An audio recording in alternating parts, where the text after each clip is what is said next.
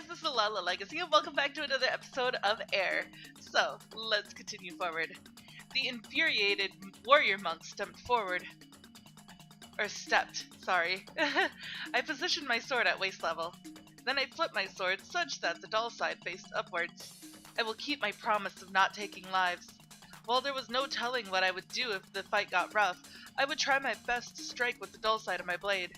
I studied my opponents and steadied my breath. I let my whole body relax. My body became as pliable as a sheet of silk, fluttering in the gentle breeze. All of a sudden the atmosphere tensed. Ha! One of the warrior monks with the halberd charged at me. Halberds could not be swung freely in the forest. He would definitely aim for my feet, where parrying was difficult with a sword. I kicked the ground and leaped sideways. The ground I was once standing on was dug clean by the crescent blade. Without hesitation, I closed the distance between us. There was only one strategy when fighting opponents with long weapons. At close range, the blade at the tip of the halberd becomes useless. Halberd, actually. I don't know why I've been pronouncing it wrong, but yeah, I don't know why I read it with an A in there somewhere. The monk's eyes widened in surprise at my sudden attack. I swung the dull side of my blade at his waist. The massive man fell to his knees. A wind whipped up between the remaining two monks. He's better than I thought. Impudent country samurai!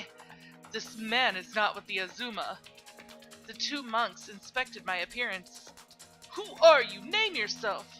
Unfortunately for them, I was not the one with the good upbringing. No point telling my name when there's no reward to be had. My name is not worth mentioning. What? On guard! I made the move while my opponents were still hesitant. My target at this time was the second halberd user at the front. Hey! I jumped to the side to dodge his lightning thrust. Then I stepped forward into his blind spot.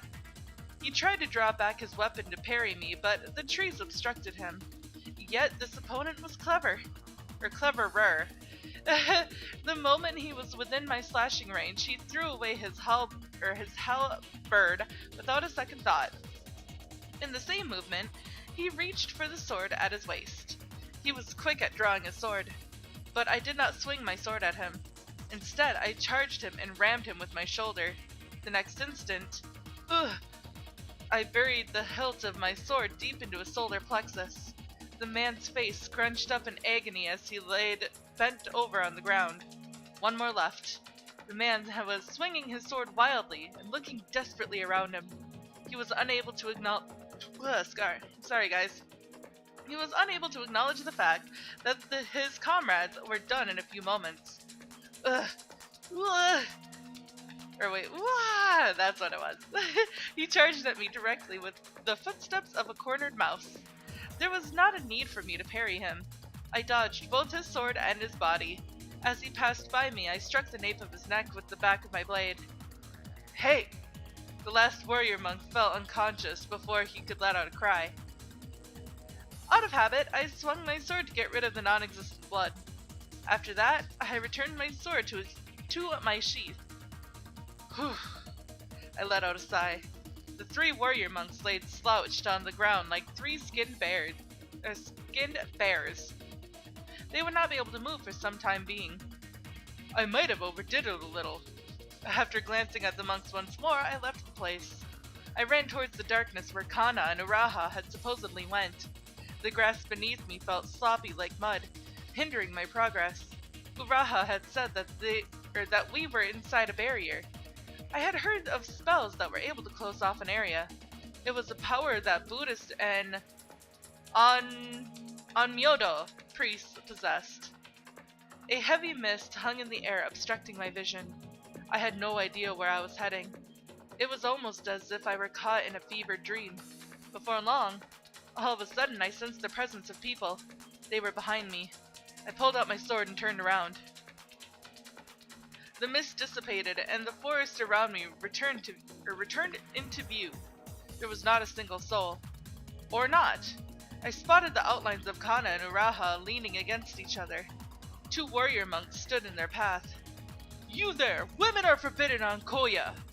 He reached out briskly to grab Kanna's sleeve. Don't touch me, insolent wretch! Her clear, crisp voice froze in time and place. The startled monk stopped himself. Don't be rough, the other monk chided his companion with a commanding voice. He then proceeded to inspect the young girl's face. You? Could you be... Lady Kanna, step back! Uraha stood in front of Kanna with her knife poised. There was no room for hesitation. I, Ryuuya, guard of Kanabi no Mikoto, demand a battle, I shouted at them with my sword held aloft. I wanted them to focus their attention on me. With that, I lunged at the enemies. The two warrior monks pulled out their swords in rapid succession. Their swords were straight, with unique ornaments affixed to the end of their hilts. Huh! I struck at one of them, together with a war cry. Bright sparks flew as steel met steel. Hump! The other monk swung his sword towards my shoulder. I twisted my upper body to dodge his attack. However, the first monk had closed his distance within a split second. Ugh! We locked swords with each other, but the monk pushed me back with his superior strength. I let his sword slide off my blade, thus freeing myself. Hey! Without giving me a moment to breathe, the other monk charged me again. I hopped backwards to dodge his attack. You're good, he growled from under his hood. I took a deep breath and readjusted my grip on my sword. These men are tough. Beads of sweat were rolling down my forehead. I could still feel Kanna and Uraha behind me. Don't look back! Run! I shouted while still facing the monks. Hesitant footsteps could be heard receding into the distance. Go after Kanabi no Mikoto. Everything will be for naught if she crosses the barrier. The older monk ordered the other. No, you don't! I slashed at the monk who was trying to run past me. Get out of my way! He turned with a sudden strike and deflected my sword. My battle against the two resumed. These warrior monks were obviously on a different level as compared to the others we met before. I had little chance of winning in this situation.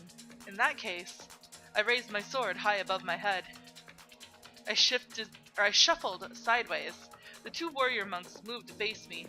The branches above us waved noisily. Soon, I reached my intended position. I made my final move. Ha! I swung my sword in a wide arc, as though I were trying to slice the air in half. However, the end of my sword hit the ground. My head became completely unguarded in the next moment. That was a chance my opponents would not miss. Die! He took a slash at me from above. A dull sound came from above my head. The warrior monk had stopped moving. His supposed fatal blow was embedded deep in an overhanging branch. The dull side of my sword hit the side of his wide-open body. Shoot! He fell to one knee as though mumbling an incantation. Then he tumbled over face first into the ground. His sword was still dangling from the branch. Only the older monk was left. My long sword versus his straight sword. We faced off each other in silence, the tips of our swords 2 feet apart. Maintaining his stance, he asked in a low voice, What is your purpose? We won't allow you to meet Yaobikini. Yaobikini? He closed in on me, not giving me time to think. His step-in was a smooth gliding motion, unimaginable for his massive body. Petty tricks will not work on this man. The swifter one wins. Front! Huh! The next moment, his sword was aiming for my heart, pierced my left sleeve. My sword, on the other hand, struck his waist. That was not due to a difference in sword skill. I was faster because I was not aiming for a fatal blow. It was as simple as that. Gah! The warrior monk fell flat onto the ground, rasping for breath. He turned over to face upwards, revealing his pained expression. Although I missed his ribs, his internal organs took the impact of the blow. He should have difficulty breathing. Yet the warrior monk questioned me. Why did you show me mercy? His voice was serious and surprised. He seemed to find it strange that he was still alive more than anything. That was not my intention, I replied. His eyes seemed to be twinkling with laughter. He started to sing from beneath his hood. It did not sound like a sutra or a curse, but rather like a buzzing of a gadfly. I see the darkness. What? Right after I asked him that, I was assailed by a sharp headache. It came from the deepest point in my head. Something was surfacing from the muddy recesses of my mind. What is this? I know. I have seen this image before. It was a clear blue sky. I was on a mountain path with only the sound of the cicadas. I was still a child. Prayers were trampled upon. The corpse of an old monk laid in a pool of blood. I was crying. A sword stained with blood. I should have been the one killed. I should have been killed, but I was not. And so I became alone. A sense of danger pulled me back to reality. The other monk had already pulled his sword out of the branch. He was coming for me. Take this! However, his legs were shaky. I was able to dodge his first attack easily. The next moment I aimed for his forehead. Then I realized something. I was using the sharp edge of my sword. He would definitely die if this blow landed. You are forbidden to take another life as long as I am your master. Ugh. I twisted my wrist to diverge my attack. It was a foolish move. I allowed myself to hesitate in this crucial moment. It would cost me my life, which I very well knew. My sword skimmed his shoulder, hitting nothing. In return, I lost my balance. My back became exposed to the enemy. Ha! There was an unpleasant sound of ripping cloth and flesh. A burning sensation ran across my back. With that, I was able to judge the distance between us. I turned and struck. Ha! With all my momentum, I drove the dull side of my sword into the warrior monk's armpit. Cool! His eyes rolled up and he fainted on the spot. He should still be alive. The vow to not take another life. I could not afford to break the vow which I swore to Kanna. My back felt as though it was on fire. I could not stand straight. I have to go find Kanna and Uraha. Despite that, my consciousness was slowly fading away. I heard a familiar voice. Uraha, over here, hurry! Sir Ryuuya, please hang in there. Did they come back? I told them to follow my orders.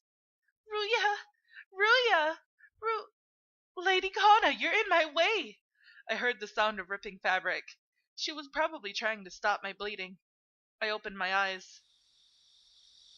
Kanna's face was right in front of me. I didn't kill a single person. Ryuuya, are you all right? My injury isn't as bad as it looks. Don't worry about me. But my blood was still flowing. That's right. Now isn't the time for this. Leave the dressing for later. Run. I haven't killed them yet. The two warrior monks were laying on the ground just some distance away. They looked like they might be getting up any moment now. Lady Kanna, please help me. Uraha rolled up her sleeves. Kanna followed her and did the same. They put their hands on my collar. I was slowly dragged away by the two females. This is shameful. You fools, I said leave me! The older warrior monks were struggling to get up. Wait! I cannot allow you to go any further! He was shouting at us. Do you intend to set Yobikini free? He was talking about Yobikini again. What is that? You won't come out of this unscathed. But I'm already injured. My consciousness was leaving me again. I heard the sound of flapping wings. A bird spread its shining wings. It flew up into the air, leaving me behind, heading towards a place I could never reach, towards boundless heights. I tried to give chase, and then I realized I was dreaming. I slowly opened my eyes. I was deep inside the forest. The treetops whispered to each other. The enshrouding mist dimmed the light of the sun. Everything was quiet. The clean air smelled faintly of water. This place, is this paradise? There was no sign of anyone else. Are you awake? Is she not human? Morning. I found myself lying on soft grass. An ache was radiating from my back. I recalled what happened. The warrior monk had struck a blow on me. Uraha and Kanna had dragged me away. Did you remove the blood trail? Huh? She gave me a blank look. If the pursuers followed my blood. I tried to get up, but a wave of pain shot through my body. Ouch! Take it easy. Your wound has only just closed. But... You needn't worry now. We've already crossed the barrier. Flashes of memories from last night's battle returned to me. Go after Kanabi no Mikoto. It's all over if she gets past the barrier. So even those monks could not get in here. I took a moment to inspect myself again. My coat had been taken off. My upper body was bandaged in several layers of white clothes. I raised myself up carefully. Looking around, I saw gently sloping mountains beyond the trees. There was something giving off light near the mountaintop. Lady Kanna's mother is over there, Uraha said softly when she saw where I was looking. Why do you think that? It's my intuition, she replied nonchalantly. Is that right? Your intuition has never been wrong. I decided not to question her any further. Where's Kanna? She has gone to the spring to get water. A spring? It's in that direction. I fumbled the ground and found my sword to the right of me. Using it as a cane, I stood up. Uraha tried to lend me a hand, but I waved her away. I'm all right. My face was about to contort with pain, but I hurriedly forced a smile. My fingers, my wrists, my arms, my legs, all were fit to move. The slash had not reached my spine. I should be able to walk as long as the wound did not split open again. Sir Ryuuya, perhaps you should get your wound cleaned up at the spring.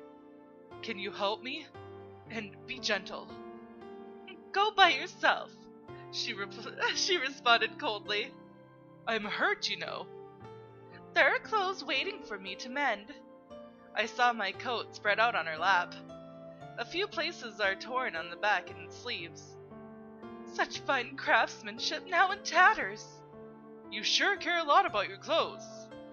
The holes are not going to heal by themselves.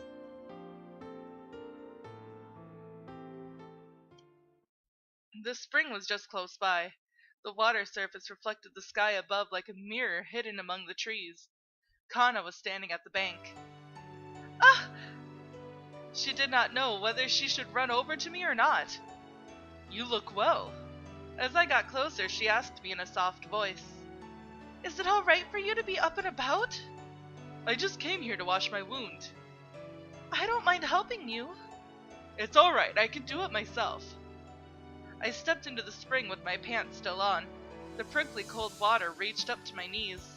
An icy cold sensation penetrated me and jolted my half-awake mind. Go back to Uraha. I can't protect you when I'm washing my wound. She remained at the embankment. Do you also feel embarrassed about exposing your body to others? Of course I do. I don't. I just don't want her to see my wound. I had a few other sword scars on my back. Every one of them were injuries suffered while running away from the battlefield. So it is embarrassing for me after all. Really? You are the same as me, she muttered with her head low, but she quickly looked up again. Ryuuya. What is it now? I ordered you not to take another life. Now that I reconsider it, that order was my... Stop right there. That order was my mistake. I did not want to hear her say that. I would never let her say that killing was necessary. And even if it were at the risk of further injury on my side, then so be it. I was careless yesterday. The next time I'll surely... Stop acting tough! She opened her eyes wide for some reason. She looked taken aback by her own shouting. Oh, I'm sorry, but Do you still remember what happened the night before we left the temple? I do. I was the one who broke my promise with you back then. Don't worry about that. At that time, I thought you were going to be killed. So, now, I have a different mindset.